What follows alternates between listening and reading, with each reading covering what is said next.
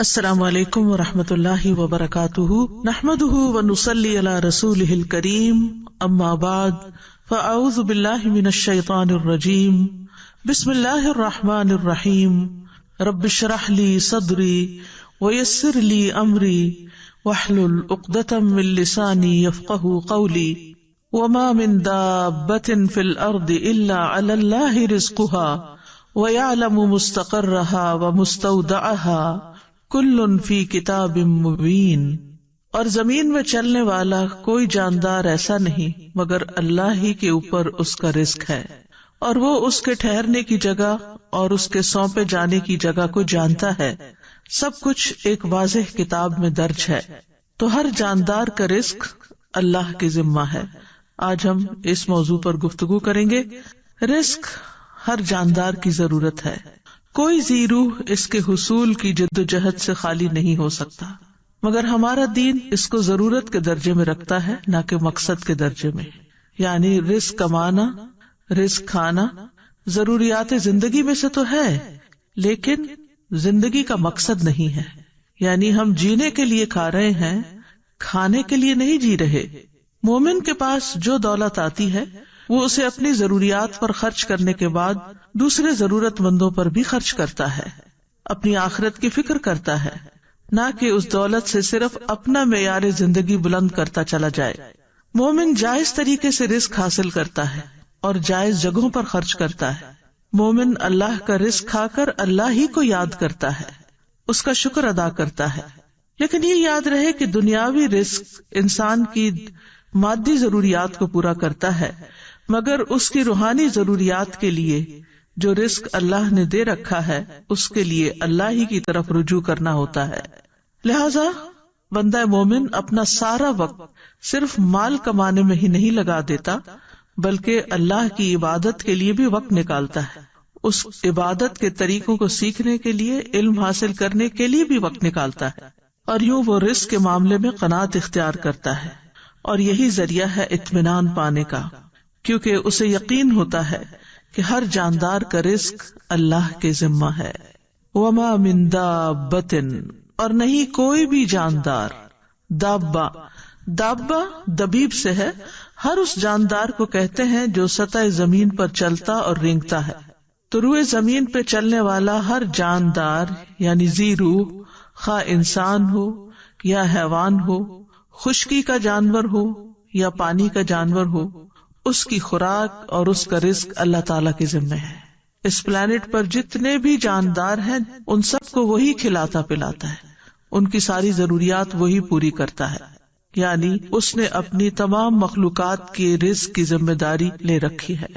بولنے والی مخلوق، بے زبان مخلوق، یاد رکھنے والی، غافل، سوال کرنے والی، خاموش رہنے والی، اطاعت گزار، فرما بردار اور نافرمان اور اس کا انکار کرنے والے، وہ سب کو ہی رزق دیتا ہے۔ زمین پہ بکھری ہوئی جتنی بھی مخلوق ہے، زمین میں بسیرا کرنے والی جتنی بھی مخلوق ہے، آسمان کے کناروں پہ محو پرواز جو بھی مخلوق ہے، سمندر کی گہرائیوں میں تیرنے والی جو بھی مخلوق ہے، ان سب کی تعداد کو بھی وہی جانتا ہے، ان کی اقسام اور ضروریات کو جانتا ہے، اور انہیں ہر لمحے رزق پہنچا رہا ہے۔ سورۃ العنکبوت آیت 60 میں اللہ تعالیٰ فرماتے ہیں وَكَأَيٍّ مِّن دَابَّةٍ لَا تَحْمِلُ رِزْقَهَا اللَّهُ يَرْزُقُهَا وَإِيَّاكُمْ وَهُوَ السَّمِيعُ الْعَلِيمُ، اور کتنے ہی چلنے والے جاندار ہیں جو اپنا رزق اٹھائے نہیں پھرتے، یعنی اپنی کمر پہ لاد کے نہیں پھر رہے، بلکہ ایک وقت کا کھاتے ہیں اور پھر اگلے وقت کے لیے پھر تلاش میں نکل پڑتے ہیں۔ اللہ انہیں رزق دیتا ہے اور تمہیں بھی، اور وہی سب کچھ سننے والا اور سب کچھ خوب جاننے والا ہے۔ پرندوں کو رزق دینے والا بھی اللہ ہے۔ عمر بن خطاب سے روایت ہے، کہتے ہیں کہ رسول اللہ صلی اللہ علیہ وسلم نے فرمایا، اگر تم اللہ پر اس طرح توکل کرو جس طرح حق ہے توکل کرنے کا، تو وہ تمہیں اسی طرح روزی دے جیسے وہ پرندوں کو دیتا ہے۔ صبح کو وہ بھوکے اٹھتے ہیں اور شام کو پیٹ بھرے ہوئے آتے ہیں، لیکن وہ سارا دن رزق تلاش کرتے ہیں، یعنی ان کے گھونسلے تک نہیں پہنچتا بلکہ وہ اس کے لیے کوشش اور محنت کرتے ہیں۔ جانوروں کے رزق کا بھی مالک اللہ ہے۔ اس سلسلے میں مسند احمد میں ایک روایت آتی ہے، ابو سعید خدری سے مروی ہے، وہ کہتے ہیں کہ ایک بھیڑیے نے ایک بکری پر حملہ کیا اور اس کو پکڑ کر لے گیا. چرواہے نے اس کا تعاقب کیا اور اس سے بکری چھین لی. وہ بھیڑیا اپنے دم کے بل بیٹھ کر کہنے لگا کہ تم اللہ سے نہیں ڈرتے کہ تم نے مجھ سے میرا رزق جو اللہ نے مجھے دیا تھا چھین لیا. وہ چرواہا کہنے لگا تعجب ہے کہ ایک بھیڑیا اپنے دم پر بیٹھ کر مجھ سے انسانوں کی طرح بات کر رہا ہے. تو وہ بھیڑیا کہنے لگا میں تمہیں اس سے زیادہ تعجب کی بات نہ بتاؤں؟ محمد صلی اللہ علیہ وسلم یثرب میں لوگوں کو ماضی کی خبریں بتا رہے ہیں. جب وہ چرواہا اپنی بکریوں کو ہانکتا ہوا مدینہ پہنچا تو اپنی بکریوں کو کسی گوشے میں جمع کیا اور رسول اللہ صلی اللہ علیہ وسلم کی خدمت میں حاضر ہوا اور سارا واقعہ سنایا. رسول اللہ صلی اللہ علیہ وسلم کے حکم پر الصلاۃ جامعۃ کی منادی کر دی گئی، اور یہ اس وقت ہوتا تھا جب آپ سب لوگوں کو نماز کے وقت کے علاوہ اکٹھا کرنا چاہتے تھے. پھر آپ اپنے گھر سے نکلے اور چرواہے سے فرمایا کہ لوگوں کے سامنے اپنا واقعہ بیان کرو. اس نے لوگوں کے سامنے سارا واقعہ بیان کر دیا. رسول اللہ صلی اللہ علیہ وسلم نے فرمایا اس نے سچ کہا. تو یہاں پر اللہ سبحانہ تعالیٰ بندوں کو تسلی دے رہے ہیں کہ رزق کے معاملے میں زیادہ پریشان نہ ہو، کیونکہ سب کا رازق اللہ ہی ہے، وہی سب کو رزق فراہم کرتا ہے. یہ اللہ کا وعدہ ہے اور اس کی ایک سچی ضمانت ہے، اس کا فضل اور مہربانی ہے. حالانکہ اللہ کے ذمے کچھ بھی واجب نہیں ہے، لیکن اگر اللہ نے یہ وعدہ کر رکھا ہے تو پھر یہ ضرور پورا ہو کر رہے گا، کیونکہ اللہ وعدے کی خلاف ورزی نہیں کرتا. شیطان انسانوں سے فقر کا وعدہ کرتا ہے جبکہ اللہ فضل کا وعدہ کرتا ہے. سورۃ البقرہ میں آتا ہے الشیطان یعدکم الفقر ویأمرکم بالفحشاء واللہ یعدکم مغفرۃ منہ وفضلا واللہ واسع علیم. شیطان تمہیں فقر کا ڈراوا دیتا ہے اور تمہیں شرمناک بخل کا حکم دیتا ہے، اور اللہ تمہیں اپنی طرف سے بڑی بخشش اور فضل کا وعدہ دیتا ہے، اور اللہ وسعت والا سب کچھ جاننے والا ہے. ابن عباس کہتے ہیں کہ دو چیزیں اللہ کی طرف سے ہیں، دو شیطان کی طرف سے ہیں. شیطان تم سے محتاجی کا وعدہ کرتا ہے اور کہتا ہے اپنا مال خرچ نہ کرو، اسے اپنے ہی پاس روک کر رکھو کیونکہ تمہیں آئندہ اس کی ضرورت ہوگی، اور وہ تمہیں بے حیائی کا حکم بھی دیتا ہے. اور اللہ تم سے وعدہ کرتا ہے کہ وہ ان نافرمانیوں پر تمہیں معاف کر دے گا اور رزق میں اضافہ کر دے گا. اور جہاں تک لفظ رزق کا تعلق ہے تو ابن منظور لسان العرب میں کہتے ہیں رزق سے مراد ہر وہ چیز ہے جس کے ساتھ ہر زندہ مخلوق کی زندگی قائم ہوتی ہے، خواہ وہ چیز مانوی ہو یا مادی ہو. یعنی ہر زندہ مخلوق جس چیز پر انحصار کرتی ہے، جس پر اس کی زندگی کا دار و مدار ہوتا ہے، وہ اس کے لیے رزق ہے. لیکن یاد رکھیے کہ رزق صرف کھانا پینا ہی نہیں، صرف مال ہی نہیں، بلکہ ہر نعمت رزق ہے. یعنی بعض لوگ سمجھتے ہیں کہ شاید مال کا ملنا ہی رزق ہے، جبکہ ہر وہ نعمت جو اللہ نے آپ کو دی ہے وہ اللہ کا رزق ہے. اس میں مال بھی ہے، آل اولاد بھی ہے، اہل و عیال ہے، صحت، محبت، قبولیت، یہ ساری چیزیں رزق کہلاتی ہیں. یعنی یہ ساری انسان کی ضروریات ہیں اور اللہ سبحانہ تعالیٰ ان ضروریات کو پورا کرتا ہے. یعنی ہر عطا کردہ چیز جو ہے وہ اللہ کا رزق ہے. اور پھر رزق کی دو قسمیں ہیں، ایک عام رزق ہے، ایک خاص رزق ہے. عام رزق سے ہر نیک اور فاجر فائدہ اٹھاتا ہے، اس میں حیوان، انسان، جن سب شامل ہیں. یہ جسموں کا رزق ہے اور یہ رزق اللہ نے تقسیم کیا ہے اور اللہ نے ان میں سے ہر ایک کو رزق دینے کا ذمہ لیا ہے. دوسرا خاص رزق ہے، اور یہ رزق کی دوسری قسم اللہ اپنے انبیاء اور اپنے رسولوں کے ہاتھوں پر اپنے بندوں میں سے جسے چاہتا ہے یہ رزق عطا کرتا ہے، اور یہ ایمان اور توحید کا رزق ہے. یہ تو اللہ تعالیٰ اس کو عطا کرتا ہے جو اس کا حقدار ہو اور جو اللہ کا شکر گزار ہو. لیکن بہرحال اللہ بہت فضل والا، بہت زیادہ احسان کرنے والا ہے، اور رزق اس کو دیتا ہے جو اس کے اسباب کو اختیار کرتا ہے. اور سب سے عظیم اور بہترین رزق جنت ہے، جو سب سے بہتر، سب سے مکمل، سب سے افضل، سب سے عزت والا رزق اور سب سے بلند اور سب سے زیادہ قائم رہنے والا وہ رزق جو اللہ اپنے بندوں کو دے گا، وہ جو کبھی نہ ختم ہوگا، اور یہ مومنوں کے ساتھ خاص ہے. وَمَن يُؤْمِن بِاللَّهِ وَيَعْمَلْ صَالِحًا يُدْخِلْهُ جَنَّاتٍ تَجْرِي مِن تَحْتِهَا الْأَنْهَارُ خَالِدِينَ فِيهَا أَبَدًا قَدْ أَحْسَنَ اللَّهُ لَهُ رِزْقًا. اور جو اللہ پر ایمان لائے اور نیک عمل کرے وہ اسے ایسے باغوں میں داخل کرے گا جن کے نیچے سے نہریں بہتی ہیں، ان میں ہمیشہ رہنے والے ہیں، ہمیشہ ہمیشہ، بلا شبہ اللہ نے اس کے لیے اچھا رزق بنایا ہے۔ تو فرمایا وما من دابۃ الا علی اللہ رزقھا ویعلم مستقرھا ومستودعھا، اور وہ اس کا ٹھکانہ اور اس کے سونپے جانے کی جگہ کو بھی جانتا ہے۔ مستقر سے مراد وہ جگہ ہے جس کی طرف ہر کوئی چیز جگہ پکڑتی ہے اور رات اور دن بھی اسی میں ٹھہرتے ہیں، اور مستودع یہ وہ جگہ ہے جس میں کوئی چیز دفن کی جاتی ہے جب موت آتی، تو گویا مستقر ہوا دنیا کا ٹھکانہ اور مستودع ہوا مرنے کے بعد کا ٹھکانہ یعنی قبر۔ اور لیکن ابن عباس کہتے ہیں کہ مستقر سے مراد یا تو جنت ہے یا جہنم، یعنی اللہ سبحانہ وتعالیٰ کو پہلے سے ہی پتا ہے کہ کون لوگ جنت میں جائیں گے اور کون کون جہنم میں جائیں گے، کیونکہ قرآن مجید میں آتا ہے جنت کے بارے میں حسنت مستقرا و مقاما، کہ کتنی اچھی ٹھہرنے کی جگہ ہے۔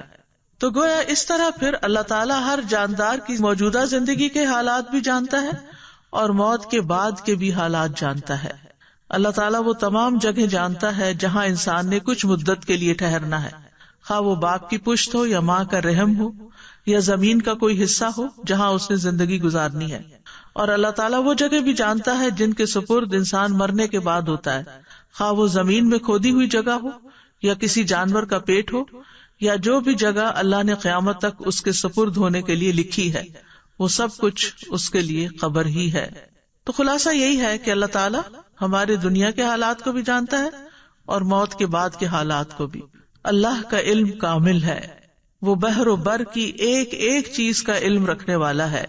سورۃ الانعام میں فرمایا وَعِندَهُ مَفَاتِحُ الْغَيْبِ لَا يَعْلَمُهَا إِلَّا هُوَ وَيَعْلَمُ مَا فِي الْبَرِّ وَالْبَحْرِ وَمَا تَسْقُطُ مِنْ وَرَقَةٍ إِلَّا يَعْلَمُهَا وَلَا حَبَّةٍ فِي ظُلُمَاتِ الْأَرْضِ وَلَا رَطْبٍ وَلَا يَابِسٍ إِلَّا فِي كِتَابٍ مُبِينٍ، اور اسی کے پاس غیب کی چابیاں ہیں، انہیں اس کے سوا کوئی نہیں جانتا، اور وہ جانتا ہے جو کچھ خشکی اور سمندر میں ہے، اور کوئی پتا نہیں گرتا مگر وہ اسے جانتا ہے، اور زمین کے اندھیروں میں کوئی دانہ نہیں، اور نہ کوئی تر چیز ہے نہ خشک مگر وہ ایک واضح کتاب میں ہے۔ کوئی چیز جو ذرے برابر بھی ہو اس کے علم سے باہر نہیں۔ سورۃ یونس میں آتا ہے وَمَا يَعْزُبُ عَنْ رَبِّكَ مِن مِّثْقَالِ ذَرَّةٍ فِي الْأَرْضِ وَلَا فِي السَّمَاءِ وَلَا أَصْغَرَ مِن ذَلِكَ وَلَا أَكْبَرَ إِلَّا فِي كِتَابٍ مُبِينٍ، اور تیرے رب سے کوئی ذرہ برابر چیز بھی نہ زمین میں غائب ہو سکتی ہے اور نہ آسمان میں، اور نہ اس سے کوئی چھوٹی چیز یعنی ذرے سے چھوٹی چیز اور نہ کوئی بڑی چیز مگر ایک واضح کتاب میں موجود ہے۔ کل فی کتاب مبین، ہر چیز لوح محفوظ میں لکھی ہوئی ہے، واضح کتاب میں لکھی ہوئی ہے۔ اور جو کچھ بھی ہوتا ہے، جو بھی حادثے زمین یا آسمان میں ہوتے ہیں، ان سب کا علم اللہ کے پاس ہے، اور وہ علم لکھا ہوا بھی ہے، یعنی اس نے ہر چیز کی تقدیر لکھ دی ہے، ہر چیز پر اس کی مشیت نافذ ہے، اور ہر ایک کے لیے اس کا رزق وسیع ہے۔ پھر اسی طرح آسمان اور زمین کی ہر خبر لکھی جا چکی ہے۔ الم تعلم ان اللہ یعلم ما فی السماء والارض ان ذلک فی کتاب ان ذلک علی اللہ یسیر، کیا تم نہیں جانتے کہ اللہ وہ سب کچھ جانتا ہے جو آسمان اور زمین میں ہے، بلا شبہ یہ سب کچھ ایک کتاب یعنی لوح محفوظ میں درج ہے، اور اللہ کے لیے یہ بات بالکل آسان ہے۔ آسمان و زمین کی تخلیق سے 50,000 سال پہلے اللہ نے ایک کتاب میں سب کچھ لکھ دیا۔ تو اس آیت سے یہ پتہ چلتا ہے کہ اللہ ہی دراصل رازق ہے، رزق کا مکمل اختیار اللہ کے پاس ہے۔ سورۃ فاطر میں آتا ہے یا ایھا الناس اذکروا نعمت اللہ علیکم هل من خالق غیر اللہ یرزقکم من السماء والارض لا الہ الا هو فانا تؤفکون۔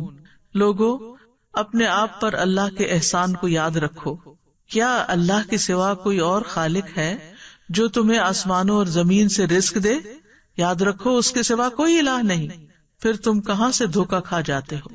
تو الہ ہی میں یہ بات بھی شامل ہے کہ وہ ڈیٹی ہے، سب کا رازق ہے، سب مخلوقات کو پال رہا ہے، اور اگر رازق وہ ہے تو پھر عبادت بھی اسی کی ہونی چاہیے۔ وہ رزق کو بڑھاتا بھی ہے اور گھٹاتا بھی ہے، یہ بھی یاد رکھیے یعنی انسان کا رزق ہمیشہ ایک جیسا نہیں رہتا. اگر آج کسی کے پاس کم ہے تو کل زیادہ بھی ہو سکتا ہے، اور اگر آج کسی کے پاس زیادہ ہے تو کل کم بھی ہو سکتا ہے. اللہ یبسط الرزق لمن یشاء ویقدر وفرحوا بالحیاۃ الدنیا وما الحیاۃ الدنیا فی الآخرۃ الا متاع. اللہ رزق فراخ کرتا ہے جس کے لیے وہ چاہتا ہے اور تنگ کر دیتا ہے، اور وہ دنیا کی زندگی پر خوش ہو گئے، حالانکہ دنیا کی زندگی آخرت کے مقابلے میں تھوڑے سامان کے سوا کچھ بھی نہیں ہے. پھر اسی طرح سورۃ الروم میں اللہ تعالیٰ فرماتے ہیں اولم یروا ان اللہ یبسط الرزق لمن یشاء ویقدر ان فی ذلک لآیات لقوم یؤمنون. اور کیا انہوں نے نہیں دیکھا کہ اللہ رزق فراخ کر دیتا ہے جس کے لیے وہ چاہتا ہے اور تنگ کر دیتا ہے، بے شک اس میں ان لوگوں کے لیے یقیناً بہت سی نشانیاں ہیں جو ایمان رکھتے ہیں. آسمان و زمین کی کنجیاں اسی کے پاس ہیں، اکثر لوگ اس کے اس اختیار سے لا علم ہیں. سورۃ سبا میں فرمایا قل ان ربی یبسط الرزق لمن یشاء ویقدر ولکن اکثر الناس لا یعلمون. کہہ دیجئے بے شک میرا رب رزق فراخ کرتا ہے جس کے لیے چاہتا ہے اور تنگ کر دیتا ہے، لیکن اکثر لوگ علم نہیں رکھتے. وہ صرف حالات کو، اسباب کو اور ظاہری چیزوں کو دیکھتے رہتے ہیں کہ اس وجہ سے، اس ریزن سے اور اس ریزن سے یہ کم ہو گیا ہے، لیکن یہ سب کچھ اللہ کے حساب میں پہلے سے ہی ہے. جب ایک بچہ پیدا ہوتا ہے تو پیدا ہونے سے پہلے جب وہ ماں کے پیٹ میں ہوتا ہے تو فرشتہ آتا ہے اور اس کا رزق لکھتا ہے، اور یہ اللہ کی طرف سے تقدیر لے کر آتا ہے کہ کس کو کتنا رزق ملے گا، اور یہ سب اللہ کا اندازہ ہے کہ کس کو کیا ملنا چاہیے. اللہ کے سوا کوئی اور انسان کے رزق کا مالک نہیں. اللہ رزق دیتا ہے، لیتا نہیں ہے. سورۃ طٰہٰ میں اللہ تعالیٰ فرماتے ہیں وَأْمُرْ أَهْلَكَ بِالصَّلَاةِ وَاصْطَبِرْ عَلَيْهَا لَا نَسْأَلُكَ رِزْقًا نَحْنُ نَرْزُقُكَ وَالْعَاقِبَةُ لِلتَّقْوَىٰ. اور اپنے گھر والوں کو نماز کا حکم دو اور اس پر خوب پابند رہو. ہم تم سے کسی رزق کا مطالبہ نہیں کرتے، ہم ہی آپ کو رزق دیتے ہیں، اور اچھا انجام تقویٰ کا ہے. لیکن آپ دیکھیے کہ اس کے برعکس ہم اپنے گھر والوں کو کس چیز کا یا بچوں کو کس چیز کا حکم دیتے رہتے ہیں. وہ نماز پڑھیں یا نہ پڑھیں، نماز کی پابندی کریں یا نہ کریں، اس کا اتنا غم نہیں ہوتا جتنا اس بات کا غم کہ یہ کیا کما رہے ہیں، یہ کہاں سے کھائیں گے، یہ کیسے جیئیں گے. ضرور اس کی فکر ہونی چاہیے. یہ نہیں کہا گیا کہ اسباب اختیار نہ کرو، اسباب اختیار کرنے چاہیے، لیکن اللہ سبحانہ و تعالیٰ فرماتے ہیں کہ ہم آپ سے رزق نہیں مانگتے، رزق تو اللہ کے ہاتھ میں ہے. ان اللہ هو الرزاق ذو القوة المتین. اور اگر وہ اپنا رزق روک لے تو کوئی دے نہیں سکتا. امن ھذا الذی یرزقکم ان امسک رزقہ بل لجوا فی عتو ونفور. یا وہ کون ہے جو تمہیں رزق دے اگر وہ اپنا رزق روک لے، بلکہ وہ سرکشی اور بدکنے پر اڑے ہوئے ہیں. تو جب انسان کو یہ یقین ہو جاتا ہے کہ رازق اللہ ہے تو پھر انسان رزق کی تنگی میں اسی کی طرف رجوع کرتا ہے. ورنہ وہ انسانوں کو یہ سمجھتا ہے کہ یہ میرے رازق ہیں تو پھر وہ ان کی چاکری پہ لگ جاتا ہے اور ان کی خوشامد پہ لگ جاتا ہے کہ شاید یہی جاب دیں گے تو جاب ہوگی، یا یہ تعاون کریں گے تو ہی رزق ملے گا، جبکہ رزق جو ہے وہ اللہ کے ذمہ ہے. اللہ تعالیٰ فرماتے قل ارأیتم ان اصبح ماؤکم غورا فمن یأتیکم بماء معین. کہہ دو کیا تم نے دیکھا اگر تمہارا پانی گہرا چلا جائے تو کون ہے جو تمہیں بہتا ہوا پانی لا کر دے. یعنی رزق کے جتنے بھی سورسز ہیں وہ اللہ کے ہاتھ میں ہیں، اور وہ بندوں کی ضرورت کے مطابق ان کو نکالتا رہتا ہے، اور پھر جس کو جیسا چاہتا ہے، جتنا چاہتا ہے رزق دیتا ہے، جس کو چاہتا ہے وافر دیتا ہے، جس پہ چاہتا ہے تنگ کر دیتا ہے. سورۃ ذاریات میں آتا ہے ان اللہ هو الرزاق ذو القوة المتین. بے شک اللہ ہی بے حد رزق دینے والا، طاقت والا، نہایت مضبوط ہے. اور رزق کے معاملے میں کوئی بھی اللہ کو عاجز کرنے والا نہیں. یعنی اگر اللہ تعالیٰ دینا چاہے کسی کو تو کوئی روک نہیں سکتا، اور اگر وہ روک دے تو کوئی دے نہیں سکتا. قرآن مجید میں آتا ہے ان ھذا لرزقنا ما لہ من نفاد. بلا شبہ یقیناً یہ ہمارا رزق ہے جس کے لیے کسی صورت ختم ہونا نہیں ہے. دنیا میں بھی جب تک مخلوقات زندہ ہے رزق آتا رہے گا، اور جنت میں جانے کے بعد تو جنت کا رزق کبھی ختم ہوگا ہی نہیں. رزق کے معاملے میں یہ بھی یاد رہے کہ اللہ سبحانہ تعالیٰ اپنے نافرمانوں کو بھی رزق دیتا ہے. یعنی اگرچہ تقویٰ سے اور توکل سے یعنی کہ رزق کی کنجیاں ہیں کئی ایک، لیکن جو نافرمانی کرتے ہیں دنیا کی اس محدود زندگی میں، چونکہ وہ اللہ کی مخلوق ہے، اللہ نے ان کو پیدا کیا ہے، تو اللہ تعالیٰ ان کو رزق بھی عطا کرتا ہے، ان کی نافرمانیوں کے باوجود بھی انہیں رزق دیتا ہے۔ شیطان بھی اللہ ہی سے رزق مانگتا ہے، حالانکہ وہ اللہ کا دشمن ہے، لیکن رسول اللہ صلی اللہ علیہ وسلم نے فرمایا کہ ابلیس نے کہا، اے میرے رب، تو نے اپنی ساری مخلوق کا رزق واضح کر دیا ہے، تو میرا رزق کہاں ہے؟ اللہ نے فرمایا، ہر وہ چیز جس پر میرا نام نہ لیا جائے اس رزق میں تم شامل ہو۔ پھر اسی طرح آسمان والوں کو بھی وہی رزق دیتا ہے اور زمین والوں کو بھی وہی رزق دیتا ہے۔ حاتم الاسم سے پوچھا گیا، من این تاکلو، کہاں سے تم کھاتے ہو؟ یعنی تم کوئی کام کاروبار تو نہیں کرتے، کھاتے کہاں سے ہو؟ قال من عند اللہ، کہنے لگا اللہ کے پاس سے۔ ان کو کہا گیا، کیا اللہ تعالیٰ آسمان سے تمہارے لیے دینار و درہم نازل فرمائیں گے؟ انہوں نے کہا، کیا اللہ صرف آسمان ہی میں ہے؟ یہ زمین بھی اسی کی ہے اور یہ آسمان بھی اسی کا ہے، اگر وہ میرا رزق آسمان سے نہ دے گا تو زمین سے چلا کر میرے پاس لے آئے گا۔ ہم کہتے ہیں نا تمہارا آسمان سے اترے گا، بات یہ ہے کہ وہ زمین سے بھی لے آئے گا۔ پھر انہوں نے یہ شعر پڑھے، وَكَيْفَ أَخَافُ الْفَقْرَ وَاللَّهُ رَازِقِي، میں فقر سے کیوں ڈروں جبکہ اللہ میرا رازق ہے۔ وَرَازِقُ هَذَا الْخَلْقِ فِي الْعُسْرِ وَالْيُسْرِ، تنگی اور آسانی میں اس مخلوق کا رازق وہی ہے۔ تکفل بالارزاق للخلق کلہم، اس نے ساری مخلوقات کے رزق کا ذمہ لے رکھا ہے۔ وما من دابۃ الا علی اللہ رزقها وللضب فی البیداء والحوت فی البحر، گوہ کو صحرا میں رزق دیتا ہے اور مچھلی کو سمندر میں رزق دیتا ہے۔ اور پھر ہم دیکھیں کہ ہر مخلوق کی رزق کی ضرورت مختلف ہے، انسانوں میں سے بھی مختلف علاقوں کے رہنے والے لوگ مختلف طرح کی چیزیں کھاتے ہیں، اسی طرح پانی میں رہنے والے جانوروں کا رزق اور طرح ہے، خشکی والوں کا اور طرح، پرندوں کا اور طرح ہے، جنگلی جانوروں کا اور طرح ہے۔ پھر لوگوں کے ہاں پسند ناپسند بھی ہے، پھر ان کی ٹیسٹ کا بھی فرق ہے، کوئی مرچیں کھاتا ہے کوئی نہیں کھاتا، تو اسی کے مطابق اللہ سبحانہ وتعالیٰ نے اتنی ورائٹی پیدا کر دی ہے۔ اور یہ اتنی ورائٹی پیدا کرنے کا یہ مطلب نہیں کہ ہم ہر چیز ہی کھائیں، یہ ہر چیز ہمارے لیے بنی ہے، ہر ایک کی ضرورت کے مطابق اللہ تعالیٰ نے تقسیم کر رکھا ہے۔ کچھ لوگ کچھ چیزوں کو بالکل بھی نہیں کھا سکتے، ہم کہتے ہیں الرجی ہے، ٹھیک ہے الرجی ہوتی ہے، لیکن اصل میں تو پیچھے اللہ ہی کا اذن ہوتا ہے، وہ جس کو چاہے دے اور جس سے چاہے روک دے، جس کو چاہے وہ چیز کھانے دے اور جس سے چاہے وہ نہ کھانے دے۔ اور پھر اللہ وہاں سے رزق دیتا ہے جہاں سے بندہ گمان بھی نہیں کر سکتا۔ وَيَرْزُقُهُ مِنْ حَيْثُ لَا يَحْتَسِبُ وَمَن يَتَوَكَّلْ عَلَى اللَّهِ فَهُوَ حَسْبُهُ إِنَّ اللَّهَ بَالِغُ أَمْرِهِ قَدْ جَعَلَ اللَّهُ لِكُلِّ شَيْءٍ قَدْرًا، اور اسے رزق دے گا جہاں سے وہ گمان نہیں کرتا، اور جو کوئی اللہ پر بھروسہ کرے تو وہ اسے کافی ہو جاتا ہے۔ بے شک اللہ اپنا کام پورا کر کے رہتا ہے، یقیناً اللہ نے ہر چیز کے لیے ایک اندازہ مقرر کیا۔ اصل میں ہم جلد باز ہیں، ہم چاہتے ہیں کہ ہمارا کام وقت سے پہلے ہی ہو جائے، پھر مرنے کے بعد بھی اپنے بندوں کو وہی رزق دیتا ہے، خاص طور پر شہید جو ہیں ان کو مرنے کے بعد بھی رزق ملتا ہے۔ نبی صلی اللہ علیہ وسلم نے فرمایا، جب تمہارے بھائی احد میں شہید کر دیے گئے تھے تو اللہ نے ان کی روحوں کو سبز رنگ کے پرندوں کے پیٹوں میں کر دیا، جو جنت کی نہروں پہ آتے ہیں، وہاں کے پھل کھاتے ہیں، پھر سونے کی قندیلوں میں لوٹ جاتے ہیں جو عرش کے سائے میں لٹک رہی، یعنی ان کی روحوں کو اتنے اعلیٰ مقام پہ اللہ نے رکھا ہے۔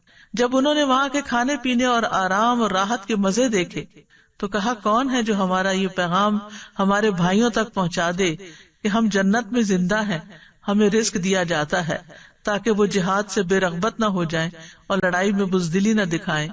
اللہ سبحانہ تعالیٰ نے فرمایا، میں تمہارا یہ پیغام ان تک پہنچا دوں گا۔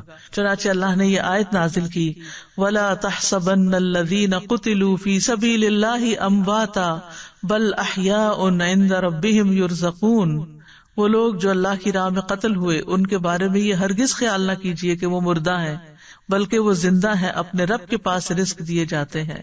اور پھر ایک اور جگہ پر بھی اللہ تعالیٰ نے ایسے لوگوں کے لیے رزقاً حسنا کی خوشخبری دی، والذین ہاجروا فی سبیل اللہ ثم قتلوا او ماتوا لیرزقنہم اللہ رزقا حسنا وان اللہ لہو خیر الرازقین، اور جن لوگوں نے اللہ کے راستے میں وطن چھوڑا پھر قتل کر دیے گئے یا مر گئے، یقیناً اللہ انہیں ضرور رزق دے گا، اچھا رزق، رزقاً حسنا، اور بے شک اللہ یقیناً سب رزق دینے والوں میں سے بہترین ہے۔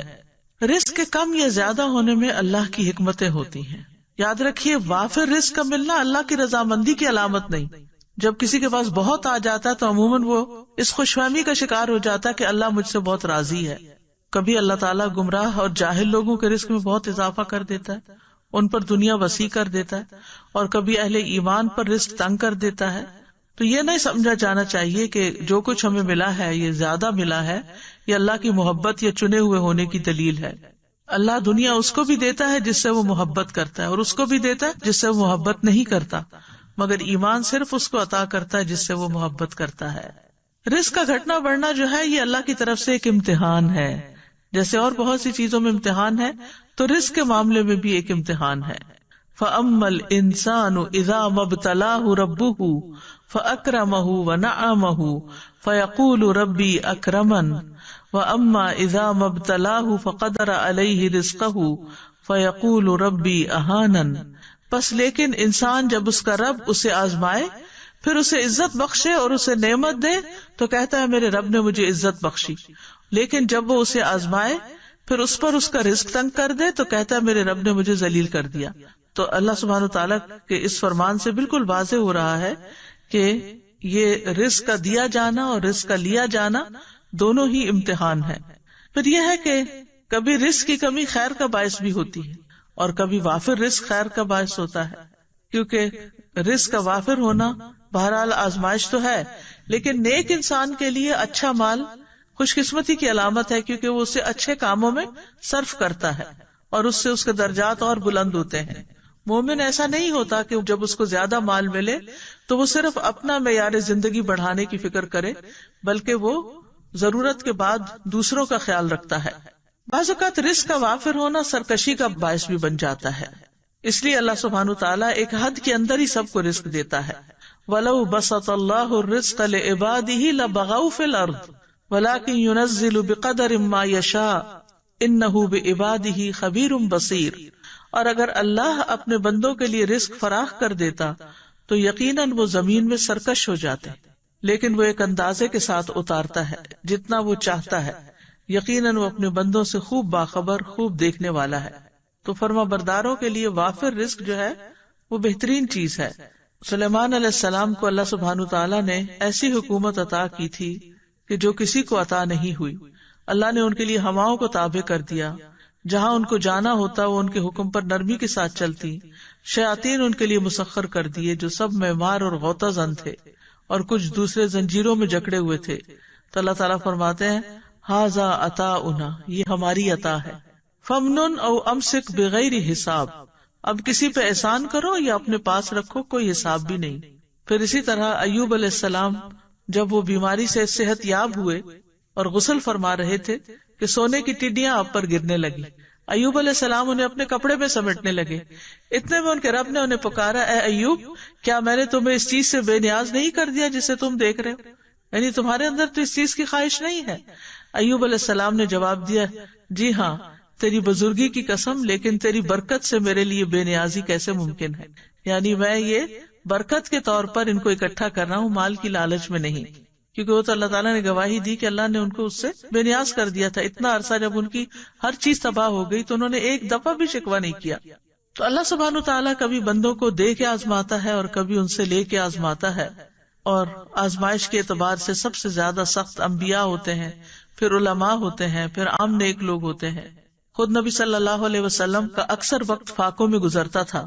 نعمان رضی اللہ عنہ خطبہ دے رہے تھے اور کہنے لگے کہ عمر رضی اللہ عنہ نے اس دنیا کا ذکر کیا جو لوگوں نے حاصل کر لی. پھر فرمایا، میں نے رسول اللہ صلی اللہ علیہ وسلم کو دیکھا کہ آپ سارا دن بھوک کی وجہ سے بے قرار رہتے تھے. آپ خراب کھجور تک نہ پاتے تھے جس سے اپنا پیٹ بھر لیں. عائشہ رضی اللہ تعالیٰ عنہ فرماتی ہے کہ محمد صلی اللہ علیہ وسلم کے گھرانے نے اگر دن میں کبھی 2 مرتبہ کھانا کھایا تو اس میں ضرور ایک وقت صرف کھجوریں ہوتی تھی، یعنی ان کوکڈ کھانا. اسی طرح صحابہ کرام جو تھے ان میں سے بھی بہت سے فاقے کے ساتھ ہوتے تھے. اصحاب صفہ اکثر فاقے سے رہا کرتے تھے، حتیٰ کہ بھوک سے نڈھال ہو کر بے ہوش ہو کر گر جاتے تھے تو بدوی کہتے تھے کہ یہ پاگل لوگ ہیں. رزق کے حوالے سے چند اور باتیں بھی یاد رکھنے کی ہیں. نمبر 1 یہ کہ ہر انسان کا رزق مقرر ہو چکا ہے. نبی صلی اللہ علیہ وسلم نے فرمایا، ابن آدم سے 4 چیزوں کے معاملے میں فارغ ہوا جا چکا ہے، اس کی تخلیق، اس کے اخلاق، اس کے رزق اور اس کی موت سے۔ پھر ماں کے پیٹ میں ہی بچے کا رزق لکھ دیا جاتا ہے۔ رزق سے بھاگنے والا بھی رزق پا کر ہی رہے گا۔ رزق کی تلاش میں نکلنا چاہیے، منع نہیں ہے۔ اللہ کے ذمہ رزق ہونے کا مطلب یہ نہیں کہ انسان کمائی نہ کرے یا تلاش نہ کرے، اس کا مطلب ہے کہ رزق کے تمام خزانے اللہ کے ہاتھ میں ہیں، لیکن انسان کو محنت کرنا ہوگی، اسباب اختیار کرنا ہوں گے، اور رزق کی تلاش کا بھی حکم دیا گیا ہے۔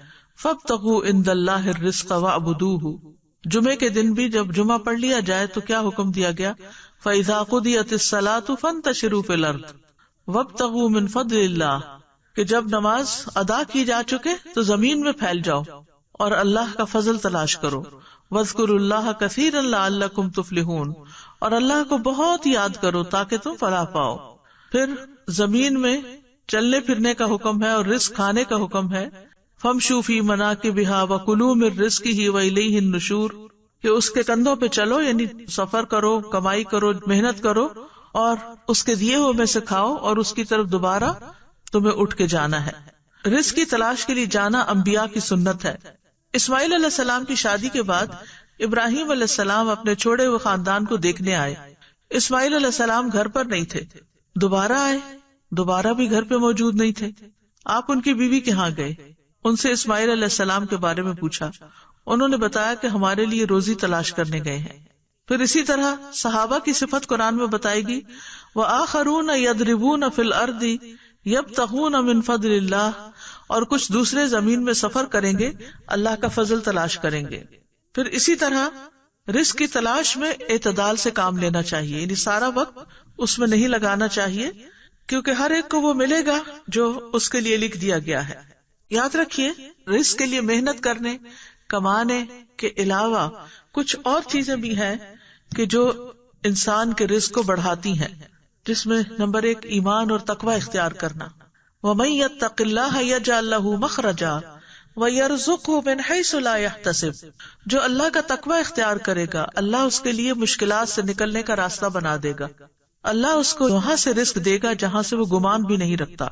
پھر اسی طرح ایمان اور عمل صالح کرنے والے سے اللہ کا وعدہ ہے کہ وہ اس کو رزق عطا کرے گا۔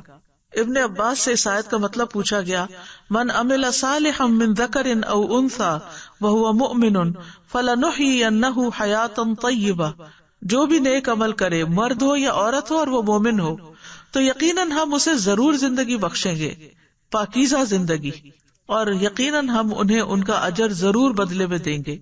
تو انہوں نے کہا حیات طیبہ سے مراد حلال رزق ہے، کہ ایسے لوگوں کو اللہ تعالیٰ حلال رزق عطا کرے گا۔ پھر یہ ہے کہ رزق کمانے کے ساتھ ساتھ عبادت کے لیے وقت نکالنا چاہیے، ورنہ فرمایا ابن آدم مجھ سے دور نہ ہو، ورنہ میں تیرے دل کو فقر سے اور تیرے ہاتھ کو شغل سے بھر دوں گا۔ یعنی کام کبھی ختم نہیں ہوں گے، عبادت کے لیے بھی وقت نکالو۔ پھر فرائض کی ادائیگی، پھر اللہ کی اطاعت کرنا۔ حدیث میں آتا ہے رزق کی تلاش میں میانہ روی اختیار کرو، کہیں ایسا نہ ہو کہ رزق کا مؤخر ہونا تمہیں اس بات پر اکسا دے کہ تم اللہ کی نافرمانیاں کر کے اس کی تلاش میں پڑ جاؤ۔ یاد رکھو جو کچھ اللہ کے پاس ہے وہ اس کی اطاعت کر کے ہی حاصل کیا جا سکتا ہے، یعنی صرف دنیا کی طرف ہی توجہ نہ ہو بلکہ اللہ کی اطاعت کو بھی نہ بھولو۔ یاد رکھیں شروع میں ہم نے کہا تھا نا کہ رزق سے مراد صرف کھانا پینا ہی نہیں ہے بلکہ باقی چیزیں بھی ہیں۔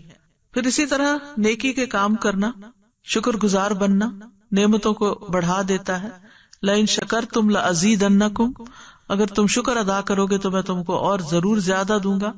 پھر توبہ استغفار کرنا، اس سے رزق میں اضافہ ہوتا ہے۔ تسبیحات سے رزق ملتا ہے۔ اللہ کے نبی نوح علیہ السلام کی وفات کا وقت جب قریب آیا تو انہوں نے اپنے بیٹے سے فرمایا سبحان اللہ و بحمدہ کا ورد کرتے رہنا، یہ ہر چیز کی نماز ہے اور اسی کے ذریعے مخلوق کو رزق ملتا ہے۔ پھر پے در پے حج اور عمرہ کرنا، صلہ رحمی کرنا، رشتہ داروں کو دینا۔ فرمایا جس شخص کو پسند ہو کہ اس کے رزق میں وسعت ہو یا اس کی عمر دراز ہو تو اسے چاہیے کہ وہ صلہ رحمی کرے۔ دوسروں پر خرچ کرنے سے رزق میں اضافہ ہوتا ہے۔ رسول اللہ صلی اللہ علیہ وسلم نے فرمایا کہ اللہ عز و جل فرماتا ہے اے ابن آدم خرچ کرو میں تجھ پر خرچ کروں گا۔ پھر اسی طرح کمزور لوگوں کا خیال رکھنے کی بدولت رزق ملتا ہے۔ آپ صلی اللہ علیہ وسلم نے فرمایا میرے لیے ضعیف اور کمزور لوگوں کو تلاش کرو، کیونکہ تم لوگ اپنے کمزور لوگوں کے ذریعے ہی رزق دیے جاتے اور مدد کیے جاتے ہو۔ پھر اسی طرح طالب علموں پر خرچ کرنا۔ انس بن مالک کہتے ہیں کہ نبی صلی اللہ علیہ وسلم کے زمانے میں 2 بھائی تھے، جن میں سے ایک تو نبی صلی اللہ علیہ وسلم کی خدمت میں آیا کرتا تھا اور دوسرا بھائی کمائی کرنے جاتا۔ چنانچہ کمانے والے نے دوسرے بھائی کے بارے میں آپ صلی اللہ علیہ وسلم سے شکایت کی۔ آپ نے فرمایا کہ شاید تم اسی کی وجہ سے رزق دیے جاتے ہو، یعنی تمہیں جو مل رہا ہے اس لیے مل رہا ہے کہ تم آگے اس پر اپنے بھائی پر خرچ کرتے ہو۔ اسی طرح رزق بڑھانے کے اسباب میں سے صبح کام کرنا، پھر خرید و فروخت میں سچ بولنا۔ 3 لوگوں کا رزق اللہ کے ذمہ ہے، یعنی کہ اللہ تعالیٰ ضامن ہے، اگر وہ زندہ ہے تو ان کو رزق دے اور ان کو کافی دے دے، اور مر جائے تو جنت میں داخل کرے۔ وہ کون لوگ ہیں؟ وہ شخص جس نے اپنے گھر میں داخل ہو کر سلام کیا، جس نے اپنے گھر داخل ہو کر سلام کیا تو اللہ اس کا ضامن ہے، اور وہ شخص جو مسجد کی طرف نکلا اللہ اس کا بھی ضامن ہے، اور وہ شخص جو جہاد میں گیا اللہ اس کا بھی ضامن ہے۔ اسی طرح 4 چیزیں رزق لاتی ہیں: رات کا قیام، سحری کے وقت کثرت سے استغفار کرنا، صدقہ کرتے رہنا، دن کے پہلے اور آخری حصے میں اللہ کا ذکر کرنا۔ پھر اسی طرح کچھ چیزیں رزق سے محروم بھی کر دیتی ہیں: تقوی چھوڑ دینا، نافرمانیاں کرنا۔ حسن بصری کہتے ہیں اللہ کی قسم باطل میں تمہارے لیے رزق ہے، لیکن تم اپنی غلطیوں اور اعمال کی وجہ سے اس سے محروم کر دیے جاتے ہو۔ پھر یہ کہ ناشکری رزق کی بربادی کا سبب بنتی ہے۔ مثلاً ناشکری کیا ہے؟ آپ کھانا دیکھیں کیا پکا ہوا ہے، جیسے عام طور پر بچے کرتے ہیں، تو یہ ناشکری ہے۔ ان کو بھی سمجھانا چاہیے کہ یہ شکر گزاری کے خلاف ہے۔ پھر اسی طرح گن گن کے نہ رکھا جائے۔ حضرت اسماء بنت ابی بکر کہتی ہیں کہ رسول اللہ صلی اللہ علیہ وسلم ایک مرتبہ میرے پاس سے گزرے، اس وقت میں کچھ گن رہی تھی اور اسے ناپ رہی تھی۔ فرمایا اے اسماء گن گن کے نہ رکھو ورنہ اللہ بھی تمہیں گن گن کر دے گا۔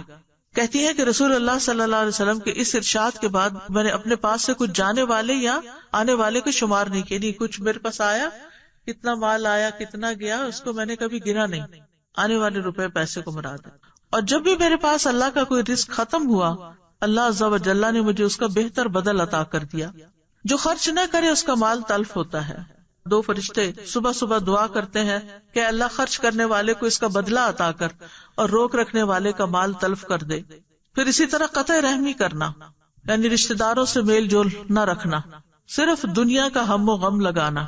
جو اپنی فکر آخرت کو بنا لیتا ہے اللہ تعالیٰ اس کے تمام امور جمع کر دیتا ہے اور اس کے دل کو بے نیاز کر دیتا ہے۔ لوگوں سے مانگنا، عبد الرحمن بن عوف کہتے ہیں رسول اللہ صلی اللہ علیہ وسلم نے فرمایا جو شخص 1 مرتبہ مانگے گا اور مانگنے کا دروازہ کھول لے گا تو اللہ تعالیٰ اس پر تنگ دستی کا دروازہ کھول دیں گے۔ جو 1 مرتبہ مانگنے کا دروازہ کھول لیتا ہے اللہ اس پر تنگ دستی کا دروازہ کھول دیتے ہیں۔